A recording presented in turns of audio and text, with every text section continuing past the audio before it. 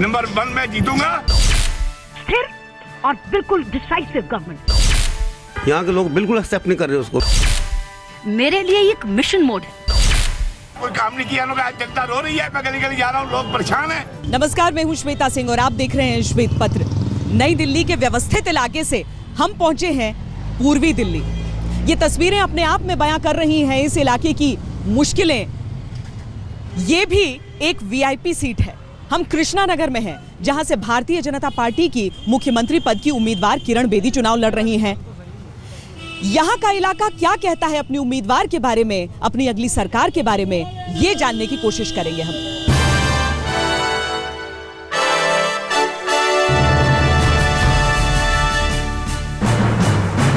जमुना पार आकर दिल्ली की सूरत भी बदलती है, सीरत भी और सियासत की तबीयत भी।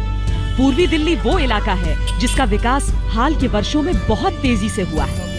कॉमनवेल्थ खेलों की वजह से यहाँ बुनियादी ढांचे का विस्तार हुआ है, मेट्रो का जाल फैला है। इसी संसदीय क्षेत्र का हिस्सा है कृष्णा नगर।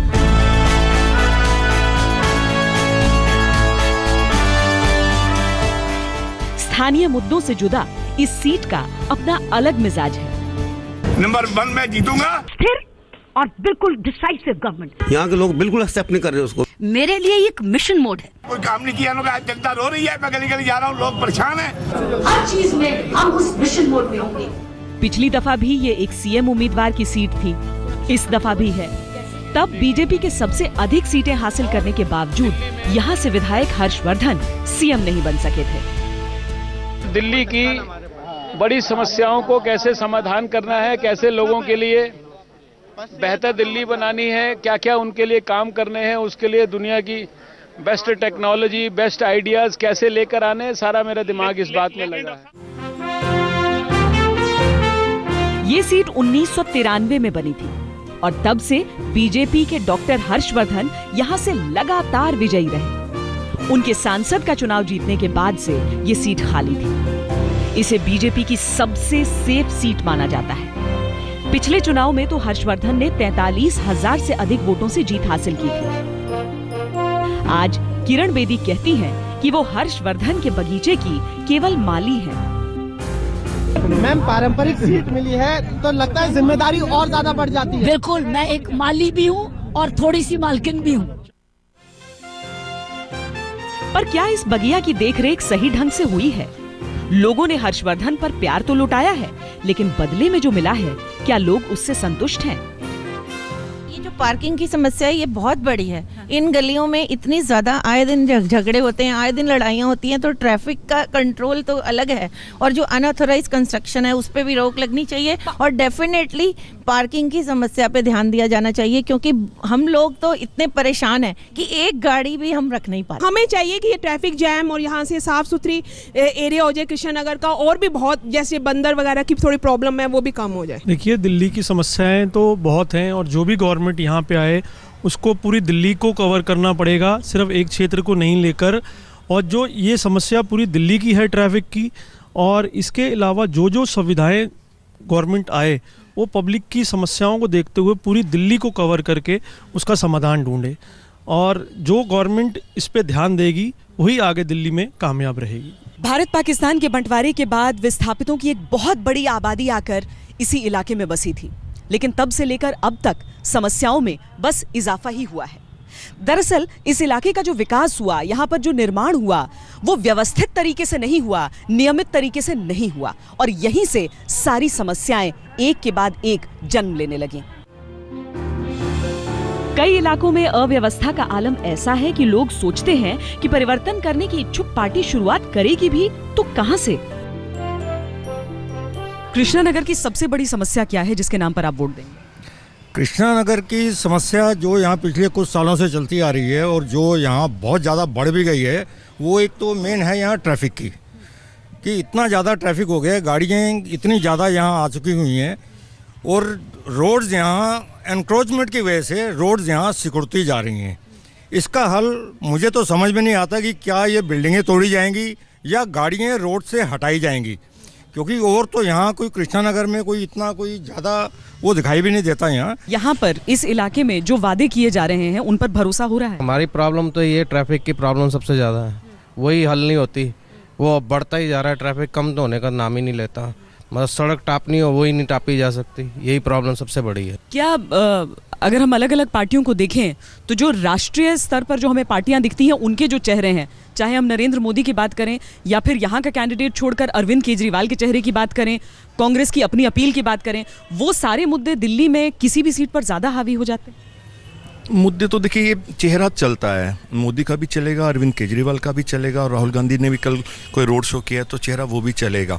लेकिन पब्लिक कंफ्यूज जरूर है कि किसको वोट देना और किसको ना दें, क्योंकि पिछली बार हंग सरकार बनी, पूरा साल वेस्ट हो गया। एक सबके दिमाग में ये टेंशन है कि अगर तो कोई मजबूत सरकार बन गई तब तो दिल्ली का भला हो जाएगा। अगर दोबारा से वही हंग बन गई, चेहरे तो सबके आगे, किरण बेदी भी आ गई, लेकिन अगर दोबारा से हंग वाली पोजीशन आ गई तो क्या बनेगा। अवैध निर्माण और अतिक्रमण के अलावा कृष्णानगर में ट्रैफिक, पार्किंग, अपर्याप्त सीवेज और बरसात के मौसम में जल जमाव की समस्या है। कृष्णानगर सीट पर इस दफा एक बेहद दिलचस्प संयोग है कि सामने सुपर कॉप किरण बेदी हैं, तो उनके खिलाफ एक ऐसे प्रत्याशी हैं जो वकील हैं। क्या कृष्णानगर के लोग इस तरह के संकेतों में कुछ पढ़ रहे हैं? एक सुपर कॉप के तौर पर किरण बेदी के करियर की सबसे विवादित घटना थी वकीलों पर लाठीचार्ज। तब से वकील हमेशा ही किरण विरोधी रहे। इस दफा आम आदमी पार्टी ने किरण बेदी के खिलाफ पेशे से वकील एसके बग्गा को खड़ा किया है। हालांकि ये महज इत्तेफाक है, क्योंकि बग्गा की उम्मीदवारी का ऐलान किरण बेदी से पहले हुआ था। कृष्णानगर के निवासी बड़े हताश हैं कि पहले जो यहाँ से एमएलए थे उन्होंने अपना फंड ना लगाकर यहाँ से चले गए और पब्लिक को धोखा दे के गए हैं। अब ये बाहर से बंदा दे रहे हैं, यहाँ के लोग बिल्कुल एक्सेप्ट नहीं कर रहे उसको। मैं यहाँ का लोकल निवासी हूँ, यहीं पैदा हूँ, यहीं पढ़ा हूँ, यहीं लिखा हूँ, लोग मेरे को इतनी इज्जत मान दे रहे हैं। कृष्णानगर में घूमा हूँ, आज सुबह भी, रात को भी, सब यही कह रहे हैं कि हम लोकल बंदे को चुनेंगे। बाहर का आदमी पैराशूट को कोई पसंद नहीं करता, ना उसकी जरूरत है यहाँ पे। एसके बग्गा 40 साल से कांग्रेस में थे। पिछले साल ही वो आम आदमी पार्टी में शामिल हुए। हालांकि ये उनका पहला चुनाव है। कांग्रेस ने किरण बेदी के खिलाफ बंसीलाल को खड़ा किया है। एमसीडी चुनावों में कांग्रेस का टिकट न मिलने से बंसीलाल निर्दलीय ही लड़े थे और पार्षद का चुनाव अपने बूते उन्होंने जीता था। विधायक उम्मीदवार के तौर पर कांग्रेस ने उन्हें घर वापस बुला लिया। उसने अन्ना हजारे को छोड़ा, केजरीवाल को छोड़ा और लाठीचार्ज किया और वकीलों पर डंडे से किसी की आंख फोड़ी, किसी की टांग तोड़ी। ऐसे हुकूमत नहीं चलती। हुकूमत प्यार से चलती है, हुकूमत मोहब्बत से चलती है, हुकूमत जैसे लोग कहें जनता के साथ ऐसे काम होते हैं। मेरे साथ देखिए जनता कितनी है, प्यार मुझे दे रही है जनता, और मैं फर्स्ट पे आऊंगा, नंबर 1 में जीतूंगा, दूसरे नंबर पर केजरीवाल अपना किरण बेदी आएगी और तीसरे नंबर पर झाड़ू आएगा। बंसीलाल हो या बग्गा, आज किरण बेदी पर उनका सबसे बड़ा वार ये है कि किरण कृष्णानगर के लिए बाहरी है। उनका मानना है कि किरण बेदी खुद दक्षिण दिल्ली में रहती हैं और पूर्वी दिल्ली के कृष्णानगर की समस्याओं से वाकिफ नहीं है। चंद लोगों को भी ये डर सता रहा है। सीएम पद के लिए बहुत अच्छे कैंडिडेट हैं और नो डाउट वो जीतेंगी, लेकिन क्या वो कृष्णानगर की जनता के साथ न्याय कर पाएंगी? कहीं ऐसा तो नहीं कि कृष्णानगर की जनता अपना सीएम चुनने के चक्कर में खुद अपना कुछ नुकसान कर ले। आप जानते हैं कि वो सीएम मिलने के बाद हम उनसे इतने इजी अप्रोच नहीं कर सकते, और जो हमारी स्थानीय समस्याएं हैं जो आए दिन हमें होती रहती हैं, तो हम वो इतना हक हम लेडीज को दें कि हम लोग भी कभी ऐसे तो नहीं है कि वो सीएम होने के बाद हम उनसे हमेशा मिल पाएंगे, लेकिन कभी बहुत। हर्षवर्धन जी विधायक के तौर पर आते थे यहाँ पर मिलने के लिए?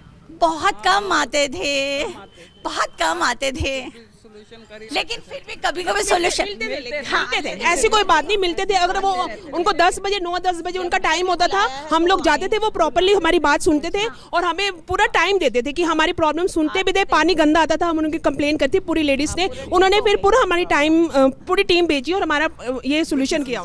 लेकिन ये बताइए कि कहीं ये चिंता कि किरण बेदी मिलेंगी कि नहीं, इसलिए तो नहीं हो रही है क्योंकि वो यहाँ पर नहीं रहती हैं बल्कि दक्षिण दिल्ली में रहती हैं? नहीं, ऐसे तो कोई बात नहीं, मिलेंगी, उनका मिलने का हक भी है, मिलना चाहिए और लेडीज़ की प्रॉब्लम सॉल्व करनी चाहिए और सब कुछ मतलब ठीक से होना चाहिए। कृष्णानगर में इतनी ट्रैफिक होता है ना, और वो ट्रैफिक की तो है ही, तो उन्हें इस चीज़ का सलूशन जरूर करना चाहिए। हम इनसे यही उम्मीद करते हैं। पर किरण बेदी की कुछ ऐसी भी बातें हैं जो खासकर महिलाओं को लुभा रही है। साथ ही इस इलाके के वोटरों का क्या है समीकरण, दिखाएंगे इस ब्रेक के बाद। नगर इलाके में इस तरह के तमाम छोटे बड़े व्यस्त बाजार हैं, यानी कारोबारियों की तादाद बहुत बड़ी है और ये कारोबारी इसी इलाके के बाशिंदे हैं, यानी यहीं के वोटर हैं। तो बहुत जरूरी होगा ये भी समझना कि कारोबारी यहाँ का क्या चाहता है, कारोबारी किसके पक्ष में है।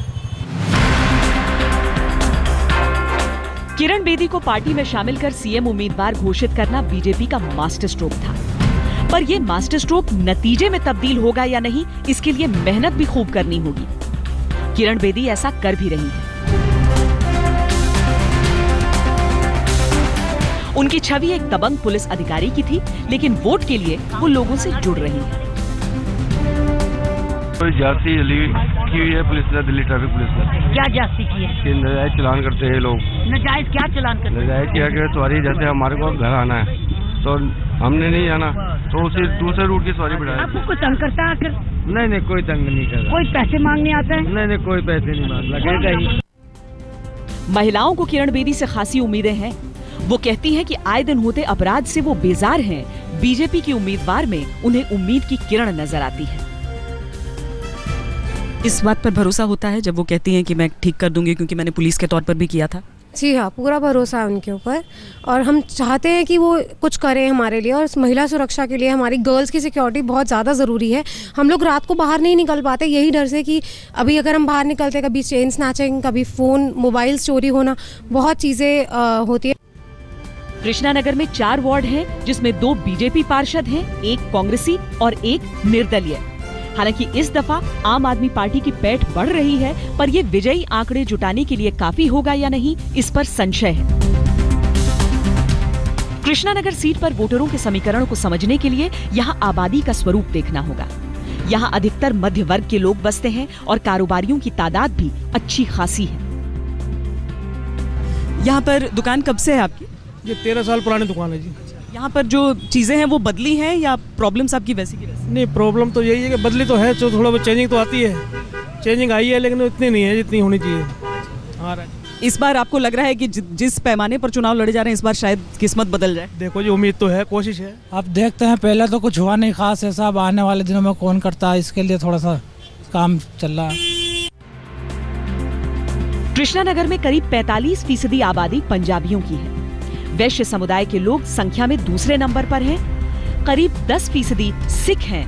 मुस्लिम आबादी अधिकतर गोंडली इलाके में सीमित है। सवाल ये है कि कृष्णानगर एक सीएम के लिए वोट डालेगा या अपने नुमाइंदे के लिए। क्या दिल्ली धीरे धीरे उस दौर से निकल रही है जब किसी एक इलाके को एक पार्टी का गढ़ कहा जाए? कृष्णानगर का फैसला उसकी उम्मीदों पर आधारित होगा। श्वेत पत्र में आज के लिए इतना ही।